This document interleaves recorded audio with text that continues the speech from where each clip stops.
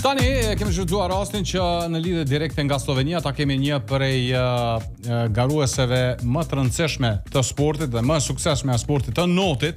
Bëhet fjalë për Hana Bejiqin, do të tregoj vetëm disa dhëna rreth Hanës. Bursiste olimpike për lojrat olimpike 2028 nga Solidariteti Olimpik Ndërkombëtar përmes Kokut. Hana Bejiqi është një nga sportistet më suksesshme të Republikës Kosovës në sportin e notit. Prej disa vitesh renditet ndër sportistet me performancën më të lartë sipas sistemit të pikëve World Aquatics. Përmes rezultateve të saj në garat kombëtare dhe ndërkombëtare e ka kontribuar në promovimin e sportit kosovar dhe të Republikës së Kosovës në arenat ndërkombëtare. Përpas pjesëmarrjes në lojrat olimpike, kampionate botërore, kampionate evropiane, Hana Bejiqi ka përfaqësuar Republikën e Kosovës në ngjarjet më të rëndësishme sportive ndërkombëtare, duke kontribuar në promovimin e flamurit shtetëror. Gjatë karrierës saj sportive ka përfaqësuar Kosovën në lojrat olimpike Parisi 2024, kampionatet botërore, kampionatet evropiane, kampionatet botërore për junior, kampionatet evropiane për junior, e shumë rezultate e rekorde tjera. Përshëndesim Hanën që është me neve tash në lidhje direkt. Han, faleminderit shumë që je sonte me neve në Radio Dugaxhini. Faleminderit për ftesën. Arsyeja pse po lidhemi me ty sonte është arritja edhe një suksesi tjetër në Sloveni ke qenë këto ditë. Edhe nga atje i kemi edhe 3 rekorde të reja të shtetit Kosovës. Po. Na trego pak për to si u arritën, për çfarë lloj gare bëhet fjalë realisht në Sloveni. Okej, pra kam marrë pjesë në kampionatin e hapur të Slovenisë. Dhe mas pore nuk ka qenë ndër garat e mia që e kam planifikuar me marrë pjesë.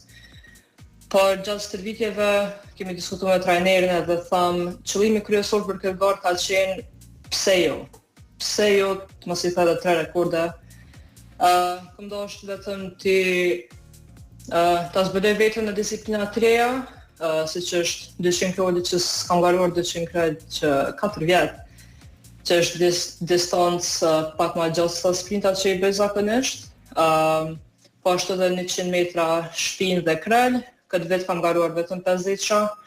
Dhe thash, pse jo, ta provojmë diçka të re, sepse qëllimi kryesor është lojrat mesdhetare tani në Taranto, edhe 3 javë.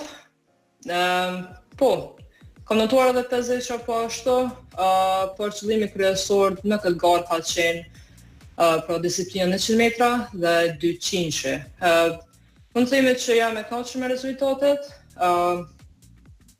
sidomos në 100 metra krel, që tani bëhem notarja jo vetëm në një disiplinë mbi 700 pikë dhe vetmja, por në 2 disiplina mbi 700 pikë, pra me 724 pikë në 100 krel, po ashtu dhe rezultate shumë të mira në 100 shpinë duke thyer rekorden dhe në 200 krel po ashtu. Por mundemi më shumë, pse jo, është mirë të eksperimentojmë, jo vetëm në ato gjësë për tjetër, pse jo të provojmë disiplina të reja, ndoshta ndalë më mirë se që ky prit, edhe po, por jam stërvitur këtë muaj në Sloveni, në Ljubljana, dhe me besimin e trajnerit, me besimin e punës që e kam bërë këtu, me kushte normale, me orar normal, normalisht edhe rezultatet vinë. Pra kam vetë besim në vete, në punën që e bëj dhe shpresojmë rezultate shumë të mira në Taranto. Shpresojmë edhe të jemi afër, apo qëllimi kryesor është pra në finale sa më afër podiumit. Po më bë përshtypje kjo pse jo. Edhe kjo pse jo të ka sjell rezultate shumë të mira realisht, edhe është një farë lloj vetbesimi që tjerat performojnë edhe më mirë. Po, normalisht që po. Garat më të mira ndodhin kur nuk ke stres të rezultatit, pra nëse nuk ke mendoj rezultatin fare, vetëm fokusohesh në ato që në punën që e ke bërë deri tash, edhe në punën çka dosh me bërë gjatë garës për me ngri rezultatin që pëdën. Pra, mund të them që këtë garë kam pasur goxha shumë vetbesim, sepse kam ditë që jam stërvit, jo stërvitje jashtëzakonisht, pra. Stërvitje çdo ditë, 2 herë në ditë, 20 kilometra në ditë, jo, për unë ka qenë orar normal, stërvitje normalisht shtira, normalisht që kam qenë e lodhur, po ashtu dhe stërvitje jashtë ujit, por në krahasim me ato që bëjmë në Prishtinë, edhe me kushtet që janë në Prishtinë, janë dy bota të ndryshme. Por për sportistin normal, elitar, këto janë kushte normale, edhe stërvitje që një sportist elitar duhet të ketë. Dhe për këto që e kam vënë, edhe për një kohë shumë të shkurtër madje, pra bëhet vetëm tek muaji i tretë që stërvitem këtu në Ljubljanë, dhe jo pra çdo ditë, se kam pasur kohë që janë kthyer në Prishtinë për shkak kampionatit që kemi pasur, po ashtu edhe për mësim. Por për një kohë të shkurtër edhe rezultate kaq të larta, jam goxha e kënaqur me veten, diçka që nuk është shumë e shpeshtë, pasi vetë si person jam që kërkoj shumë ma shumë nga vetja, dhe sepse e di që moj ma shumë, e di potencialin tim, e di që moj me mbrit gjëra shumë të najta, dhe po apet do të gradualisht, pra do të me di që gradualisht në bjen rezultatet me punë të fort. A ka qenë konkurenca e fort Hana në garat në Sloveni? Po, jashtëzakonisht po. Slovenia është një ndër shtetet, pra në Evropë, një ndër shtetet shumë me konkurrencë të artë, me notare shumë të cilësore.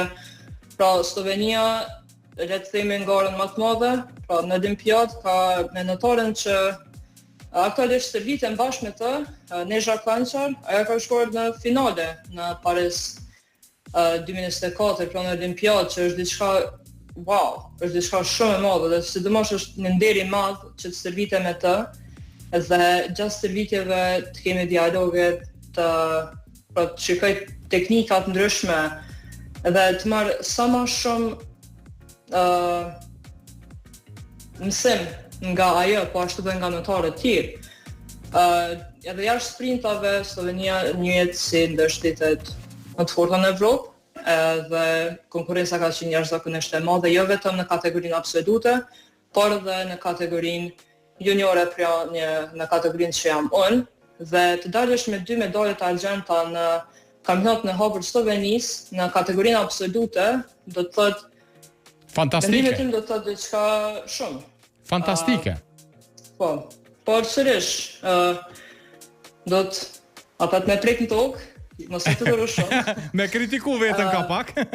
Po, normal, sepse e di që më ma shumë, e di që kjo nuk është limiti im, dhe di që me punë do arri edhe më lartë si që kam arritur deri tash. Për dëgjues të Radio Dugaxhinit, kisha pas qef me shpjegu çështjen e pikëve akuatike. Çka nuk kuptojnë ato dhe pse janë të nevojshme? Okej, pyetja e mirë. Pra, pikët aqua, ose fina pikët, më të siç janë quajtur, janë pikë të cilat secila disiplinë e notit është dhe secila kohë i ka pikët e veta. Pra, koha, sekondat, minutat, sa më afër rekordit botëror të asaj disipline i kanë pikët e veta. Sa më afër rekordit botëror, pikët shkojnë më lart. Pra, koha sa më ulët, pikët shkojnë sa më lart. Dhe shtetet tjera jashtë Kosovës, diçka që në Kosovë ende nuk ka ndodhur, shtetet tjera kanë norma për të marrë pjesë në kampionate evropiane, botërore, olimpiadë, po ashtu. Pra, në fillim të sezonës janë të caktuara secila disiplinë e notit, ka shumë disiplina notit, dhe kohët e caktuara për meshkujt dhe femrat. Pra, në Sloveni e di që ka pas raste që për 100 sekundit nuk e kam bërë normën, edhe nuk kanë shkuar në kampionat evropian, apo nuk është kualifikuar për dora mezetare, apo shkaku i pikëve. Shkaku i pikëve. Pra secila kohë i ka pikët e veta. Disa shtete pra nuk e marrin rekordin botror, por e marrin rekordin absolut të atij vendi. Pra sa më afër rekordit absolut, ose nëse e thënë madje, mund të shkosh aty në evente ndërkombëtare, apo edhe pra sa më shumë pikë, koha sa më shumë pikë. Pikë të larta në Kosovë, pra konsiderohen tani 600 e më lartë, por sipas mendimit tim, unë e konsideroj 700 e më lartë, pasi jam e mbi 700. Por synimet janë ndërmarrë. Morrit standardi. Po, çfarë ato desha të them, pra standardet duhet të rritet.